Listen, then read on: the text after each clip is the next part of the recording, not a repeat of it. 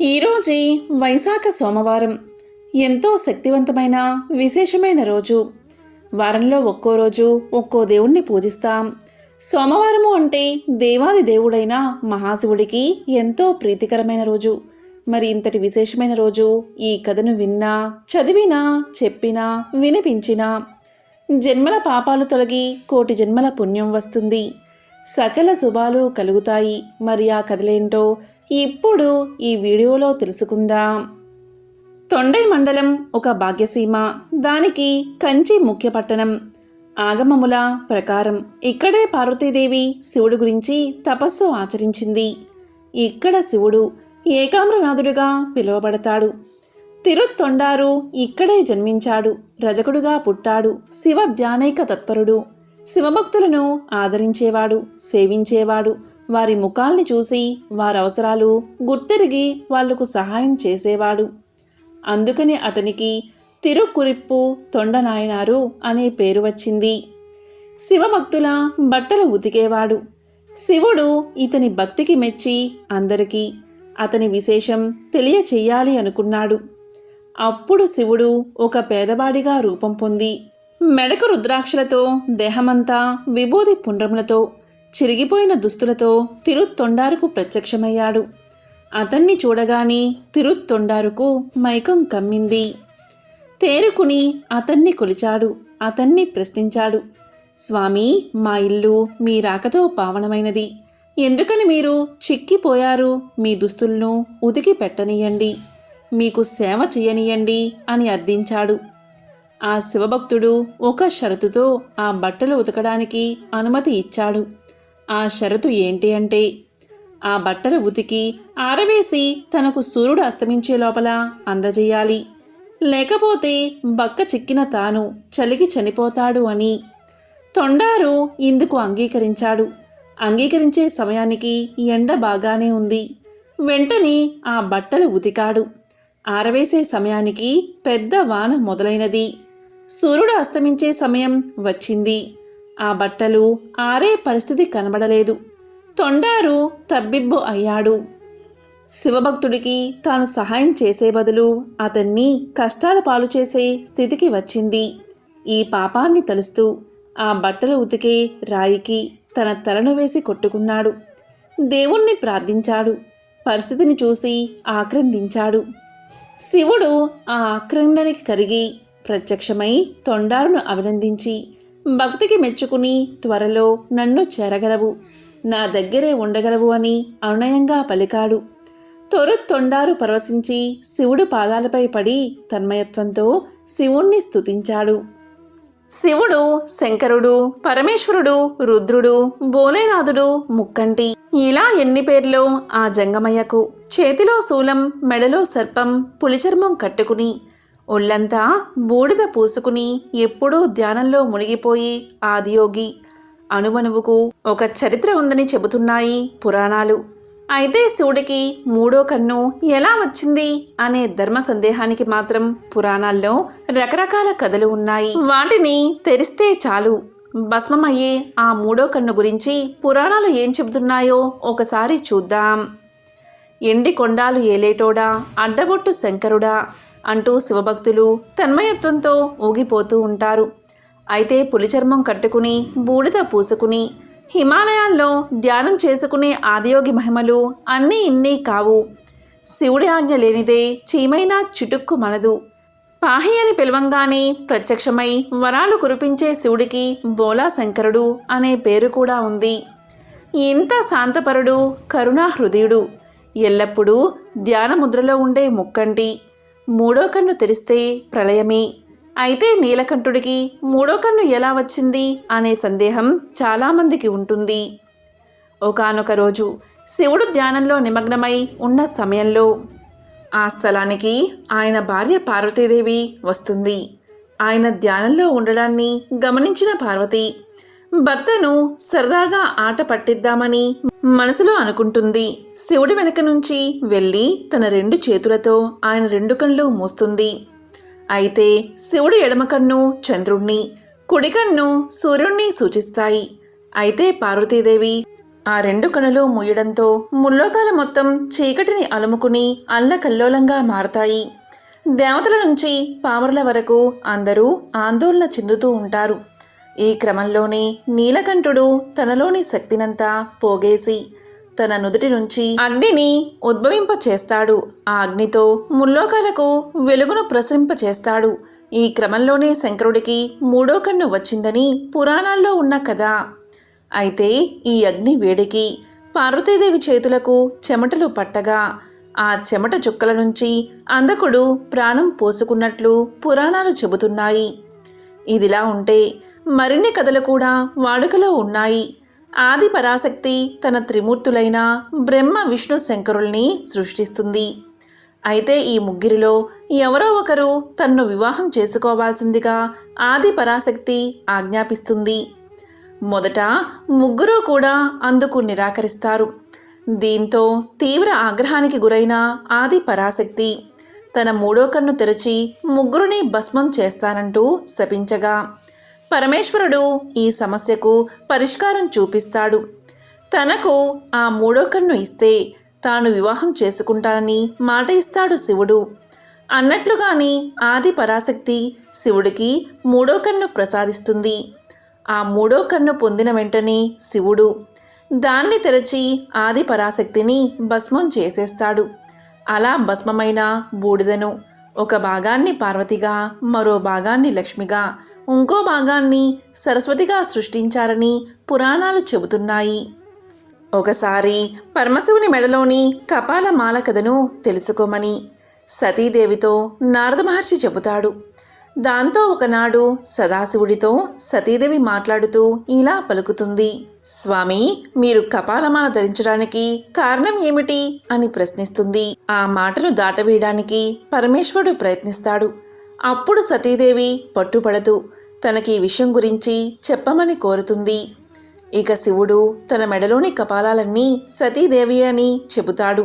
ఆ మాట వినగానే సతీదేవి ఒక్కసారిగా ఆశ్చర్యపోతుంది.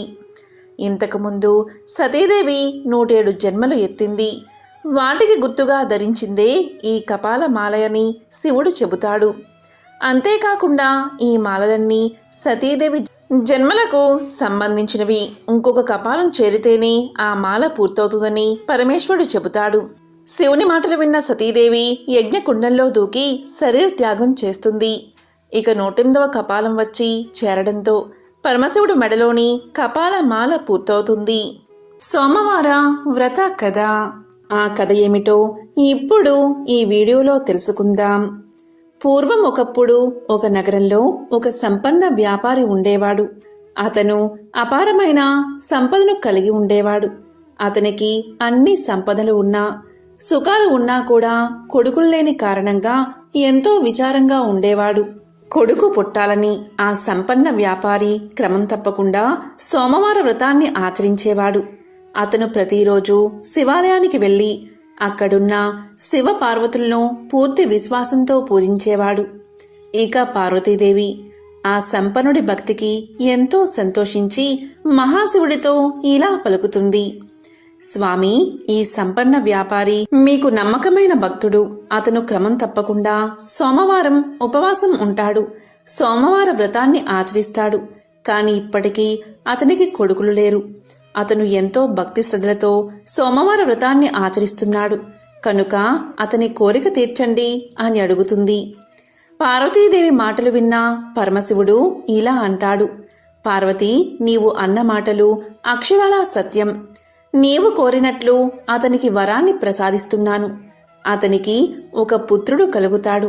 కాని అతడు కొద్ది కాలం మాత్రమే జీవిస్తాడు అని పలకగానే ఇదంతా ధనిక వ్యాపారి వింటాడు. ఇలా పార్వతీ పరమేశ్వరులు మాట్లాడుకోవడం, సోమవార వ్రత ఫలితం వల్ల వారి మాటలు ఈ ధనిక వ్యాపారికి వినబడతాయి. కాలక్రమేణా ఆ వ్యాపారి భార్య ఒక అందమైన కొడుకుకు జన్మను ఇస్తుంది. ఇక దీంతో ఆ ధనికుడి ఆనందానికి అవధులు లేకుండా పోతాయి. అతను కొడుకు పుట్టినందుకు గాను గొప్ప ఆడంబరంగా అందరికీ తెలిసేలా పండుగలు జరుపుకుంటాడు. ఆ రోజు పేదలకు అన్నదానం, బట్టలు మరియు ధనాన్ని పంచిపెడతాడు. ఇక అక్కడికి వచ్చిన వారంతా అతని కుమారుడు నిండు నూరేళ్లు జీవించేలా ఆశీర్వదిస్తారు. కాని తన కొడుకు 12 మించి జీవించడని మృత్యుదేవత అయిన యముడు ఎవరినీ విడిచిపెట్టడని తెలిసిన ఆ వ్యాపారి ఎంతో విచారంగా ఉంటాడు. ఇక పరిస్థితి తెలుసుకుని ఆ వ్యాపారి సోమవార వ్రతాన్ని మరింతగా చెయ్యాలని నిర్ణయించుకుంటాడు. ఆ విధంగా పూజలు చేసినా కూడా తన కొడుకు బతకడం కష్టమని తెలిసి కూడా వ్యాపారి పూజలు మాత్రం మానడు. అలా బాలుడు పెరిగి పెద్దవాడవుతాడు. బాలుడికి 11 ఏళ్ల వయసు వచ్చింది. అలా 11 సంవత్సరాల వయసులో వ్యాపారి కుమారుడు చాలా తెలివైన మరియు పరిణితి చెందినట్లు కనిపిస్తాడు.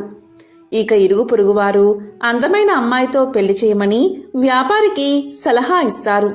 వ్యాపారి భార్య కూడా తన కుమారుడికి వివాహం చెయ్యాలని వ్యాపారిని కోరుతుంది. ఆమె దానికోసం పదే పదే పట్టుబడుతుంది.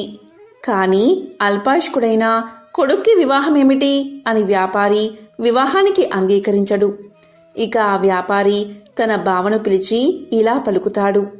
చూడు బావా, నా కొడుకును కాశీకి తీసుకువెళ్ళు. అతనికి మంచి చదువు నేర్పించు. ఆధ్యాత్మిక జ్ఞానం నా కొడుకుకు కలగాలి. నీకు ఎంత ధనం అవసరమో అంత తీసుకుని మీరు కాశీకి వెళ్ళండి. వెళ్లే మార్గంలో మీరు ఎక్కడ ఆగితే అక్కడ భక్తి కార్యక్రమాలు, యాగాలు, అన్నదానాలు, బ్రాహ్మలకు భోజనాలు పెట్టండి అని చెప్తాడు. ఇక ఆ వ్యాపారి కుమారుడు తన మేనమామతో కలిసి కాశీయాత్ర ప్రారంభిస్తారు. వారు ఆగిన దగ్గరలో అన్నదానాలు, యాగాలు, పేదలకు, బ్రాహ్మణులకు అన్నదానాలు చేసేవారు. వాళ్ళు బట్టలు లేని వారికి బట్టలు పంచిపెట్టేవారు. బ్రాహ్మణులకు అత్యంత ఉత్తమ భోజనాలు పెట్టేవారు. దక్షిణ కూడా సమర్పించేవారు. ఒకరోజు వ్యాపారి కొడుకు అలాగే మేనమామ ఒక రాజధాని వద్ద ఆగారు. ఆ రోజు రాజుగారి కుమార్తె వివాహం జరగాల్సి ఉంది. అప్పటికే పెళ్లి బృందం నగరానికి చేరుకుంది. కాని పెళ్లికొడుకు అంధుడు, అంటే ఒకే కన్ను ఉన్నందున వరుడు తరపు వాళ్ళు తీవ్ర ఆందోళనలో ఉన్నారు. అతని స్థానంలో అందమైన అబ్బాయి కోసం వరుడి తండ్రి వెతుకుతున్నాడు. తన మేనమామతో కలిసి బస చేస్తున్న వ్యాపారి కుమారుణ్ణి వరుడి తండ్రి మనుషులు గుర్తించారు. పెళ్లికొడుకు తండ్రి ధనవంతుడు. అతను బాలుడు మేనమామతో ఇలా పలికాడు. నా ప్రతిష్ట ప్రమాదంలో పడింది. నా ఒంటి కన్ను కొడుకు స్థానంలో అందమైన పెళ్లికొడుకు నాకు కావాలి. మీవాడు రాజకుమార్తెను తాత్కాలిక వివాహం చేసుకోవాలి. దీనికి అంగీకరిస్తే నేను తగినంత ధనాన్ని మీకు ఇస్తాను. వివాహ వేడుక ముగిసిన వెంటనే మీ దారిన మీరు వెళ్ళిపోవాలి అని పలికాడు. ఇక మేనమామ తాత్కాలిక వివాహానికి అంగీకరించాడు. అలాగే తన మేనల్లుణ్ణి ఒప్పించాడు. పెళ్లి ఊరేగింపులో తలపై కవాతుతో అందమైన వరుణ్ణి చూసిన వధువు తరపు వాళ్ళు ఎంతో గొప్పగా చెప్పుకున్నారు. వ్యాపారి కుమారుడు మరియు రాజకుమార్తె అగ్నిగుండం చుట్టూ తిరిగి వివాహం చేసుకున్నారు. వారు బయలుదేరే సమయంలో వ్యాపారి కొడుకు తన వధువు కండువాను తీసుకుని దానిపై ఇలా రాశాడు. ఇప్పుడు మనం భార్యాభర్తలం. నేను రాజు కొడుకును కాదు. నేను ఒక ధనిక వ్యాపారి కొడుకుని. నేను ఆధ్యాత్మిక విద్య కోసం కాశీకి వెళ్తున్నాను. నీ నిజమైన వరుడు గుడ్డివాడు. అతనికి ఒక కన్ను లేదు అని రాశాడు. కండువాపై ఏదో సందేశం రాయడం రాజకుమార్తె గమనించింది. కాని ఆ సమయంలో ఆమె దాన్ని చదవలేకపోయింది. పెళ్లి బృందం బయలుదేరబోతున్నప్పుడు వధువు ఆ సందేశాన్ని చదివింది. అసలు విషయం తెలిసి కంగు తిన్నది.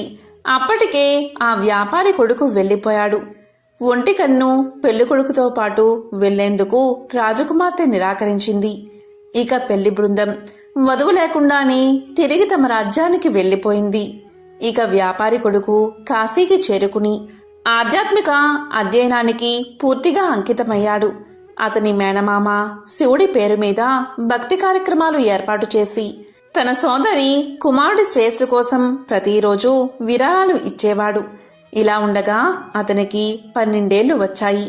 12వ సంవత్సరం చివరి రోజున వ్యాపారి కుమారుడికి ఛాతీలో నొప్పి పుట్టింది. అతని మేనమామ అతని దినచర్య ప్రకారం దానాలు విరాళాలు ఇచ్చి గదిలోకి వెళ్లి చూడగా బాలుడు శవమై కనిపించాడు. అది చూసి మేనమామ శోకంతో ఏడ్చాడు. కాని బ్రాహ్మణులు శవ ఇంట్లో భోజనం చెయ్యరు కాబట్టి తాను బయటపడితే అన్నదానం వృధా అవుతుందని మౌనంగా ఉండి అన్నదానాన్ని జరిపించాడు. ఇక అన్నదానం అయిపోయాక అందరూ వెళ్లిపోయాక బిగ్గరగా ఏడవడం మొదలుపెట్టాడు. చాలామంది ఆయన చుట్టూ చేరారు. అదృష్టం కొద్దీ శివుడు పార్వతీదేవి కూడా ఆ ఇంటి బయటగా వెళ్తున్నారు.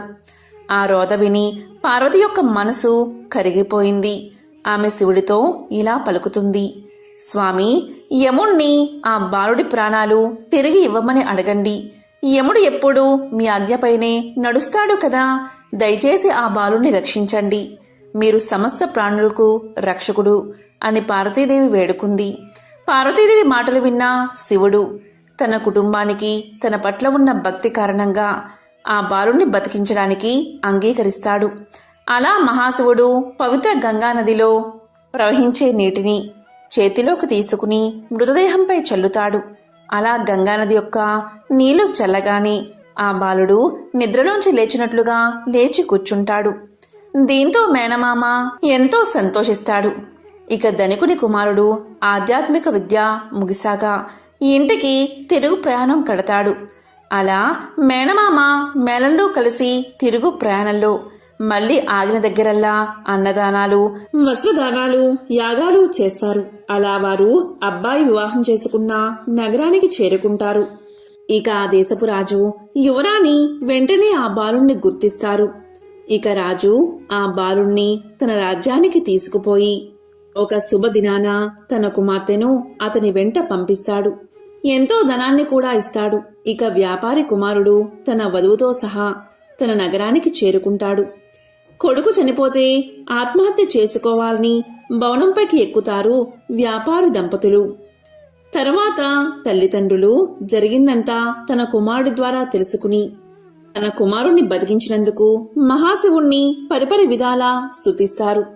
ఇక అదే రోజు రాత్రి శివుడు మరోసారి వ్యాపారవేత్త కల్లో కనిపించి ఇలా పలుకుతాడు: సోమవారం నాడు నీవు చేసిన వ్రతానికి ఫలితమే ఇది. అందుకే నీ కుమారుణ్ణి నిండు నూరేళ్లు బతికేలా వరాన్ని ప్రసాదించాను అని పలుకుతాడు మహాశివుడు. దీంతో వ్యాపారి ఎంతో సంతోషిస్తాడు. అలా వారు కలకాలం ఆనందంగా జీవిస్తారు. ఎంతో విశేషమైన పవిత్రమైన ఈ కథను ఎవరైతే ఈ రోజు వింటారో, లేక చదువుతారో, లేక చెప్తారో, లేక వినిపిస్తారో వారి జన్మల పాపాలు తొలగి కోటి జన్మల పుణ్యం వస్తుంది. తిరుగులేని రాజయోగం పడుతుంది. ఇక వారింట్లో అన్ని శుభాలే కలుగుతాయి. మహాశివుడి విశేషతను తెలిపే మరొక కథను ఇప్పుడు తెలుసుకుందాం. పూర్వకాలంలో ఒకానొక గ్రామంలో ఒక నిరుపేద కుటుంబం ఉండేది. ఆ పేద దంపతులకు 2 కుమార్తెలు, 1 కుమారుడు ఉన్నారు. వారి కుటుంబం జరుగుబాటు కూడా చాలా దుర్భరంగా ఉండడం వల్ల పెద్దవాళ్లైన 2 కుమార్తెలు అడవికి వెళ్లి కట్టెలు ఏరుకుని వచ్చి వాటిని గ్రామంలో అమ్మి కుటుంబ పోషణ కొనసాగిస్తూ ఉండేవారు. ఇలా కాలం గడుస్తూ ఉండగా ఒకనాడు ఆ అక్కా చెల్లెళ్ళు పుల్లలు ఏరుకుని గ్రామానికి వస్తూ ఉండగా పొలిమేరలోని ఒక ఇంట్లో ఏదో పూజ చేయడం చూసి ప్రసాదం తెచ్చుకోవాలని అక్కడకు వెళ్తారు. అక్కడ జరిగే పూజా కార్యక్రమం చూసి ముచ్చటపడి ఆ అమ్మాయిలిద్దరూ పూజ గురించి, చేసే విధానం గురించి ఇంటి యజమాన్ని అడిగి తెలుసుకుంటారు. ఇక ప్రసాదం తీసుకుని ఇంటికి వెళుతున్న వాళ్లకు ఆ పూజ తాము కూడా చేసుకోవాలన్న ఆశ కలుగుతుంది. ఒక చెట్టు మొదట తమ గంపలు దింపి అక్కడ శుభ్రం చేసి మర్రి ఆకులు, మర్రి పళ్ళు, పత్రి పోగు చేసుకుని వచ్చి నువ్వే మా దేవుడివి అని అక్కడ గల ఒక రాతిని ఆ చెట్టు మొదట్లో పెట్టి పూజ చేసి, స్వామి ఇవే తమలపాకులు, ఇవే వక్కలు, ఇవే పళ్ళు అని మర్రి ఆకులను, మర్రి పళ్ళను, మర్రి ఊడలను పెడతారు. ఇవే తోరాలు అనుకోమని మర్రి ఊడలను స్వామి ముందు పెట్టి భక్తితో పూజ చేస్తారు ఆ అక్కా చెల్లెళ్ళు. తరువాత వారు ఇంటికి బయలుదేరుతూ తమ తమ గంపలను నెత్తిన ఎత్తుకోబోగా వాటిలోని పుల్లలన్నీ బంగారు పుల్లలుగా మారిపోతాయి. వారు ఆనందంతో ఇంటికి వెళ్లి తల్లిదండ్రులకు జరిగిందంతా చెప్తారు. ఆ పుల్లలు అమ్ముకుని శ్రీమంతులు అయిపోతారు. సిరి సంపదలు పెరిగిన ఆ సుందరాంగులను తూర్పు నుంచి ఒక మహారాజు వచ్చి, పెద్దామెను పడమర నుంచి ఒక మహారాజు వచ్చి చిన్నామెను వివాహం చేసుకుంటారు. ఆ అక్క చెల్లెలిద్దరూ వారి వారి రాజ్యాలకు వెళుతూ భక్తి శ్రద్ధలతో ప్రతి సంవత్సరం కార్తీక మాసంలో ఈ నోము నోచుకోమని చెప్పి వెళ్తారు. వారిద్దరూ ఆ ప్రకారం తమ రాజ్యాలలో నోము నోచుకుంటూ కాలం గడుపుతూ ఉంటారు. ఇక కుమారుడు పెరిగి పెద్దవాడవుతాడు. ఇక తల్లి కార్తీక నోమును భారీగా చెయ్యాలని సంకల్పం చేసుకుంటుంది.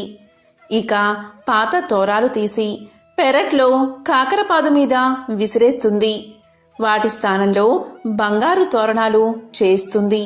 నవకాయ పిండి వంటలతో గారెలు, బూరెలు, వీటితో భోజనాలు ఏర్పాటు చేస్తుంది. ఇక గ్రామస్తులంతా తల్లి కొడుకులను ఎంతగానో ప్రశంసిస్తారు. ఇక తోరాన్ని ఎప్పుడైతే ఆమె కాకర పాదు మీద విసిరేసిందో అప్పట్నుంచి ఆ మహాశివుడి కరుణ మందగిస్తుంది. ఏడాదికేడాదికి వారి సిరి సంపదలు తొలగి పేదరికం దాపరిస్తుంది. తినడానికి తిండిలేని దుస్థితి కలుగుతుంది. ఏ పని చెయ్యాలన్నా జరగకపోగా కష్టాలు ఎదురవుతాయి. ఆ తోరం ఎప్పుడైతే కాకర పాదు మీద విసిరేసిందో ఆ కాకరకాయల్లో బంగారం నిండుకుంటుంది. కాని ఇంట్లో వారు అది గ్రహించరు. ఒకసారి తల్లి పెరట్లో ఇరగకాసిన కాకర పాదును చూసి కొన్ని కాయలు కోసి కొడుక్కు ఇచ్చి అంగడికి వెళ్లి చారెడు నూకలు, పప్పు, ఉప్పు తీసుకురమ్మని పంపిస్తుంది. కొడుకు అవి తీసుకువెళ్లి షావుకారి అంగడి ముందు నిల్చుంటాడు. ఎంతసేపటికి ఆ షావుకారు కొడుకుని చూడడు. తరువాత షావుకారు అతన్ని చూసి ఏమిటి తీసుకొచ్చావు అని ప్రశ్నిస్తాడు. దానికి కొడుకు ఇలా పలుకుతాడు, అయ్యా, ఈ కాకరకాయలు తీసుకుని బియ్యం ఇప్పించండి. మీ పేరు చెప్పుకుని ఈ పూటకు ఇంత గంజి తాగుతాము అని పలుకుతాడు. దానికి షావుకారు ఇలా అంటాడు, అలానా, మీకు దారపోయడానికి మాకు ఊరికే వచ్చినా సిరి సంపదలు ఏమీ లేవు, వెళ్ళిపో అని కసురుకుంటాడు. కాని ఆ బాలుడు బతిమాలడగాని ఇక ఇతను వదిలేలా లేడు అని దోసెడు బియ్యం, పప్పు ఇప్పించి పంపిస్తాడు షావుకారు. ఆ పూటకు వారు ఆకలి తీర్చుకుని మరుసటి రోజు మరికొన్ని కాయలు కోసి మరో అంగడికి వెళ్లి అమ్ముకుని రమ్మని పంపిస్తుంది తల్లి. దాంతో కొడుకు ఆ కాకరకాయలు పట్టుకుని అంగడి వీధికి వెళ్తున్నప్పుడు షావుకారు అతన్ని ఆపి, ఏమి కావాలంటే అవి ఇస్తాను, రోజూ కాకరకాయలను నాకే ఇవ్వాలని చెప్పి బియ్యం ఇచ్చి పంపిస్తాడు. ఆ షావుకారుకు ఎందుకు అలా దయ కలిగింది అంటే, ముందు రోజు తాను తీసుకున్న కాకరకాయలు కూర చేసే నిమిత్తం వాటిని కొయ్యగాని వాటిల్లో నుండి బంగారు ముద్దలు రాలిపడతాయి. ఆ కాకరకాయలు మరెవరికీ దక్కకూడదని ఆ షావుకారు ఎంత ఇవ్వడానికైనా సిద్ధపడతాడు. అలా రోజూ కుర్రవాడి దగ్గర కాకరకాయలు కొంటూ ఉండేవాడు షావుకారు. ఇలా ఉండగా కొన్ని రోజులకు ఆ చెట్టుకున్న కాకరకాయలు అయిపోయాయి. ఆ షావుకారు చిల్లిగవ్వ కూడా ఇవ్వడం మానేశాడు. ఇక చేసేది లేక తల్లి తన కుమారుణ్ణి ప్రయాణం చేసి తూర్పున ఉన్న పెద్ద అక్క దగ్గరకు పంపుతుంది. మన కష్టసుఖాలు ఆమెకు చెప్పి ఏమైనా సహాయాన్ని అడగమంటుంది. దాంతో కొడుకు అక్కగారింటికి చేరుకుని నౌకర్లు లోపలికి వెళ్ళనివ్వకపోతే అక్కడే ఉండగా తల ఆరబోసుకోవడానికి మేడ మీదకు వచ్చిన అక్కగారు తమ్ముణ్ణి చూసి లోపలికి తీసుకువెళ్తుంది. అక్కగారికి ఇంటి పరిస్థితులన్నీ తెలియజేస్తాడు తమ్ముడు. దాంతో అక్కగారు ఒక గుమ్మడికాయను తొలిపించి అందులో వరహాలు పోసి తమ్ముడి చేతికి ఇచ్చి దానిని అమ్మకు ఇవ్వవలసిందిగా చెప్పి పంపుతుంది. అలా తిరిగి వస్తూ తమ్ముడు అక్కగారి ఇచ్చిన సద్ది తినాలని ఆ గుమ్మడికాయను నేల మీద పెట్టి చద్దన్నం తింటూ ఉంటాడు. అంతలో ఎక్కడ్నుంచో ఒక పెద్ద గద్దె వచ్చి ఆ గుమ్మడికాయను తన్నుకుపోతుంది. చేసేది లేక ఒత్తి చేతులతో ఇంటికి వెళ్లడం ఇష్టం లేక పడమర ఉన్న చిన్న అక్కగారి ఇంటికి వద్దకు వెళ్తాడు తమ్ముడు. అక్కడ చిన్నక్క నౌకరి వాళ్ళ వల్ల తమ్ముడి రాక గురించి విని బయటకు వచ్చి తమ్ముణ్ణి లోపలికి తీసుకువెళ్తుంది. కష్టసుఖాలు అడిగి తెలుసుకుంటుంది. వెంటనే ఆమె ఒక చెప్పుల జతలో వరహాలు పెట్టి కుట్టించి దాన్ని ఎక్కడా విడవక తిన్నగా ఇంటికి వెళ్ళమని చెప్పి పంపుతుంది. ఆ అక్క ఏమీ ఇవ్వలేదు, ఈ అక్క ఏమీ ఇవ్వలేదు అని బాధపడుతూ ఇంటికి బయలుదేరతాడు కొడుకు. ఎండ తీవ్రతకు అతనికి బాగా దాహం వేస్తుంది. వెంటనే అతను కొంచెం మొహం కడుక్కుని మంచినీళ్లు తాగాలని నిర్ణయించుకుంటాడు. అక్కగారు ఆ చెప్పుల జతను ఎక్కడా విడవద్దని చెప్పడం వల్ల చెప్పులతోనే చెరువులోకి దిగుతాడు అతను. కాని ఆ బురదలో చెప్పులు కూరుకుపోయి ఎంత వెతికినా దొరకవు. ఈ సంగతంతా చెప్పి పెద్దక్కగారిని సహాయం అడగాలని తిరిగి ఆమె వద్దకు వెళ్తాడు తమ్ముడు. అది కార్తీక మాసం అవడం వల్ల నోము నోచుకుంటూ ఉంటుంది పెద్దక్కగారు. తమ్ముడు ఇంటికి రాగానే తమ్ముడు జరిగిందంతా చెప్పగానే ఆ నోమును కూడా అతని చేత నోయిస్తుంది.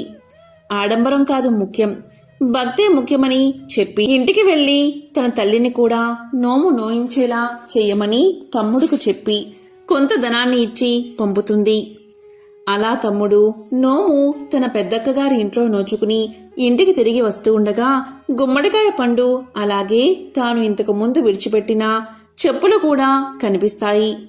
వెంటనే అతను ఎంతో సంతోషంతో ఆ రెండిటినీ తీసుకుని తన ఇంటికి చేరుకుని తల్లికి జరిగిందంతా చెప్పి భక్తి శ్రద్ధలతో నోమును నోచుకునేలా చేస్తాడు. వెంటనే వారు చెప్పుల జతలో ఉన్న బంగారు నాణాలు చూస్తారు. అలాగే గుమ్మడికాయలో ఉన్న నాణాలు కూడా చూస్తారు. అలా వారు క్రమంగా తిరిగి ఊపందుకుని తిరిగి పూర్వ వైభవంతో జీవిస్తారు. చాలా కాలం క్రితం ఒక అరణ్యానికి సమీపంలో ఒక పేద కుటుంబం నివసిస్తూ ఉండేది. భార్యాభర్త, ఇద్దరు కొడుకులు ఎంతగా శ్రమపడి ఒళ్ళు విరుచుకున్నా కడుపు నిండా తిండి ఉండేది కాదు. అలాగే బట్టలు కూడా లేక చిరిగినవి తొడుక్కుంటూ కాలం గడుపుతూ ఉండేవారు. ఇక వారి పెద్ద కొడుకు, చీ ఈ బతుకు బతికేనా, ఈ విధంగా ఉండే కన్నా తిరిగి అడుక్కోవడం మేలు అనుకుంటూ తెల్లవారుతుండగా బయలుదేరి చీకటి పడేదాకా నడిచి ఒక రాజభవనం చేరుకున్నాడు. ఆ భవనం ముందు మెట్ల దగ్గర నిలబడి ఉన్న రాజు అతన్ని చూసి ఇలా పలికాడు. ఎవరు నీవు, ఎక్కడికి నీ ప్రయాణం అని అడిగాడు. దానికి పేదవాడి పెద్ద కొడుకు ఇలా పలికాడు. మహారాజా, ఒక చోటనే లేదు, ఎక్కడ పొట్టగడిస్తే అక్కడికే నా ప్రయాణమని సమాధానం చెప్పాడు. దానితో రాజు ఇలా అన్నాడు, అయితే నీకు పని కావాలన్నమాట. నా 7 గుర్రాలను కాస్తావా, నీకు వేరే జీతం ఇవ్వను. రోజంతా గుర్రాల వెంట తిరిగి సాయంకాలం ఇంటికి వచ్చి గుర్రాలు ఏం తిన్నది, ఏం తాగుతున్నది నాకు చెప్పాలి. నిజం చెప్పావంటే నీకు నా కూతుర్నిచ్చి పెళ్లి చేస్తాను, అబద్ధం ఆడావంటే చావగొట్టి పంపిస్తాను అని రాజు అన్నాడు. ఇక పేదవాడి పెద్ద కొడుకు ఇదేమంత పెద్ద పని కాదు అనుకుని అప్పటికప్పుడే రాజుగారికి అల్లుడు అయిపోయినట్లుగా ఆనందపడ్డాడు. ఇక రాజుతో ఇలా అన్నాడు, మహారాజా, మీ గుర్రాలను కాయడానికి నన్ను పెట్టుకోండి అని చెప్పాడు. మర్నాడు తెల్లవారుతూ ఉండగా గుర్రపు సాలకు వెళ్లాడు పేదవాడి పెద్ద కొడుకు. ఆ గుర్రాలు తెల్లగా అందంగా ఉన్నాయి. అక్కడ 7 గుర్రాలను వదిలిపెట్టగాని అవి బయటకు వస్తూనే శరవేగంతో బెడ్లకేసి పరిగెత్తసాగాయి. పేదవాడి పెద్ద కొడుకు సత్తువ కొద్దీ వాటి వెనుక పరిగెత్తసాగాడు. గుర్రాలు ఎక్కడా ఆగకుండా కొండల పక్కగా పరిగెత్తసాగాయి. పోయిన కొద్దీ వాటి వేగం పెరుగుతుందే కాని ఏమాత్రం తగ్గడం లేదు. ఎక్కడ చూసినా బోరెడంతా పచ్చగడ్డి ఉన్నా కూడా అవి మేయడానికి ఆగట్లేదు. కొండల దాకా వచ్చేసరికి పేదవాడి పెద్ద కొడుకు ఇక పరిగెత్తలేకపోయాడు. అతని శరీరమంతా చెమటతో తడిసిపోయింది. ఆయాసం వచ్చింది. కాళ్ళు తడబడుతున్నాయి. కొండ కింద ఒక గుడిసెలో కూర్చుని రాట్నం తిప్పుతున్న ఒక వృద్ధురాలు ఇలా పలికింది, రాబాబూ, ఇలా రా, నీ చెమట తుడుస్తాను అని ప్రేమగా ఆహ్వానించింది. అతను ఆశ్చర్యపడుతూ వృద్ధురాలకేసి చూసి గుర్రాల కోసం చూసే లోపుగా అవి ఎటో వెళ్లిపోయాయి. ఇక వాటిని అందుకునే ఆశలేదని నిశ్చయించుకుని పేదవాడి పెద్ద కొడుకు వృద్ధురాలి గుడిసెలోకి ప్రవేశించాడు. అప్పుడు వృద్ధురాలు అతని ఒంటిమీద చెమటంతా తుడిచి కాస్త గాలి విసిరి జుట్టు దువ్వి ఉపచారాలు చేసింది. కాస్త విశ్రాంతి పొందిన తర్వాత అతను లేచి నిలబడి, ఇక మా ఇంటికి పోతాను. రాజుగారి దగ్గరకు వెళ్లడం వృధా. వెళ్తే రాజుగారు గుర్రాలు ఏం తిన్నాయి, ఏం తాగాయి అని నన్ను అడుగుతారు. చెప్పలేకపోతే చావగొట్టి పంపిస్తారు. ఇంతోటి దానికి అక్కడకు వెళ్లడం దేనికి అని పలికాడు. ఆ మాటలకు వృద్ధురాలు, ఈ మాత్రానికే భయపడతావేంటి బాబూ? ఎక్కడైనా గుర్రాలు గడ్డి తిని నీళ్లు తాగుతాయి. రాజుగారితో ఆ మాటే చెప్పు అని సలహా ఇచ్చింది వృద్ధురాలు.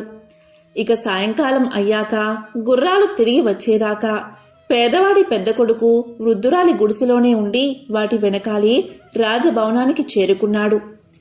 వారిని చూస్తూనే రాజు ఇలా పలికాడు, గుర్రాలను జాగ్రత్తగా కాచావా? అవి ఏం తిన్నాయి, ఏం తాగాయి అని అడిగాడు.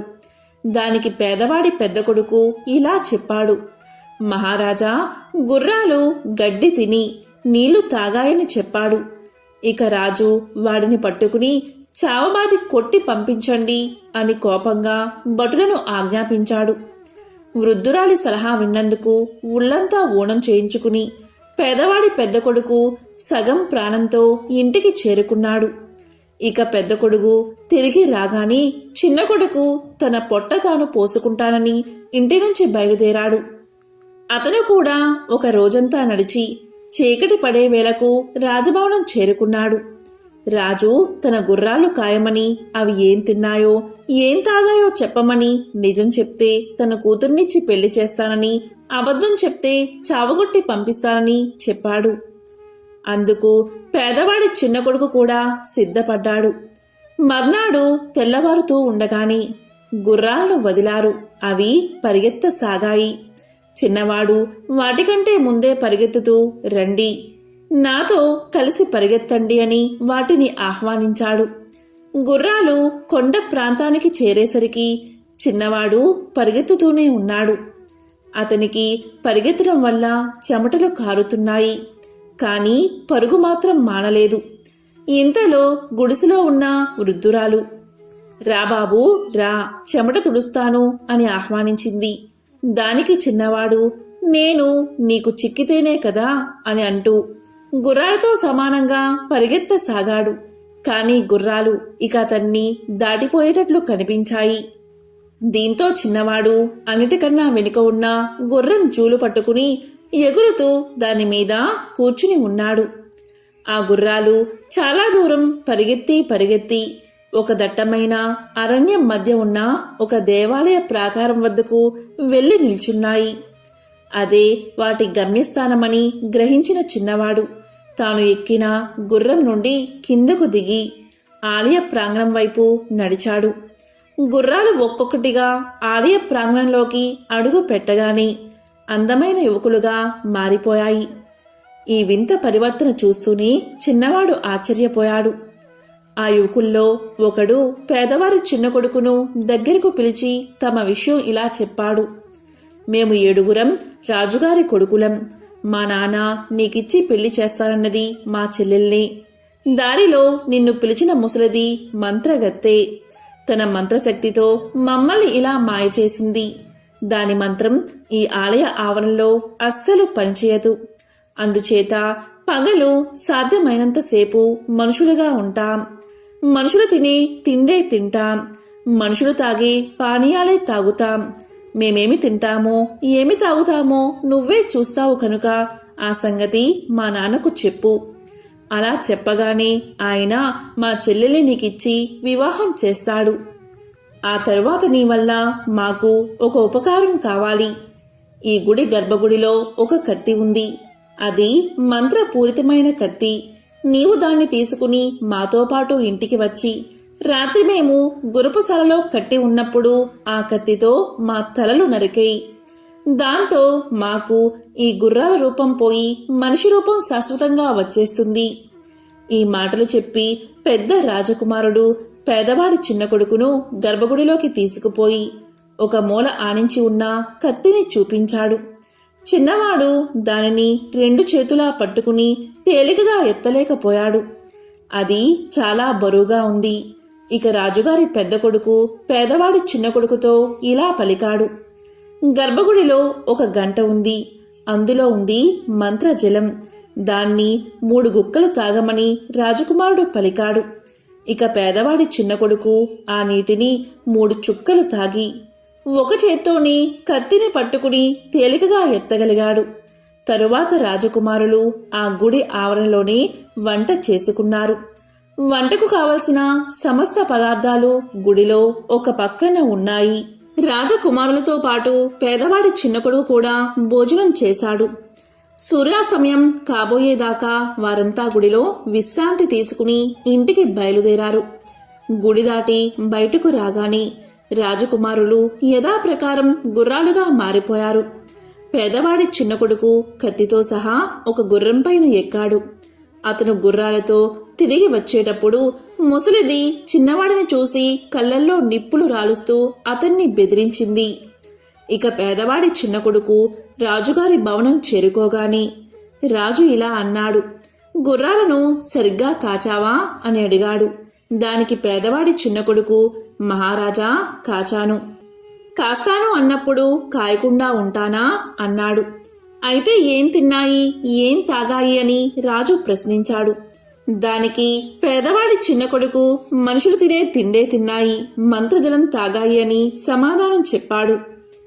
దాంతో రాజు సంతోషించి, ఈ మాట చెప్పగలవాడు ఒక్కడు కూడా లేడు కదా, నేను అన్న ప్రకారం నా కూతుర్నిచ్చి నిన్ను అల్లుణ్ణి చేసుకుంటాను అని రాజు అన్నాడు.